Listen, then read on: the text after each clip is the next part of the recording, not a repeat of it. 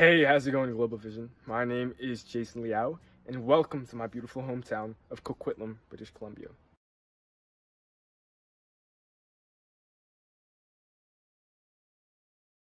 So what is my brand?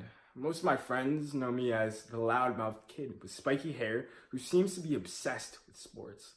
I have both a black belt in karate and taekwondo. I play varsity volleyball, and I used to be a junior basketball coach for kids grades 4 to 5. Most people who know my name, though, know me as the social entrepreneur, the environmental activist. I'm one of the founding members and executive director of an organization called the Pollinator Project, an initiative that aims to save the bees by building publicly accessible gardens. We have over, as of May, 130 members, managed by 6 operating branches. So why do I want to be a JTC Ambassador? Well, in addition to being a student, I'm also a small business owner. I'm the owner and chief executive officer of a small lighting company called Loving Neon, which I use as a backbone to fund many of my other endeavors. In a relatively liberated global economy, I feel like corporations have never had more power than before. And to quote my favorite superhero, with great power comes great responsibility. And I'd love to see businesses make a shift towards becoming more invested in their community's welfare.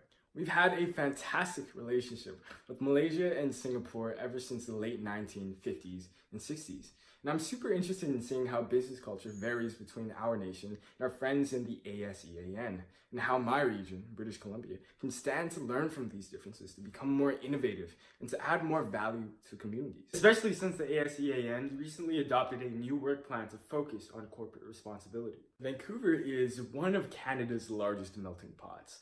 And as a first-generation immigrant myself, I grew up showing around many foreign exchange students, particularly from parts of Southeast Asia, around my community. Talks of free trade agreements with the ASEAN, I feel that my experience in this kind of diplomacy gives me the ability to show off the best that my region has to offer. If selected to be a part of this JTC trades trip, I'd love the opportunity to represent both the agriculture and energy sectors of British Columbia.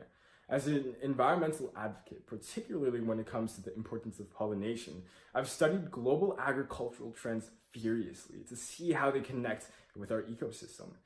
And sustainable energy is not far off from this topic as well.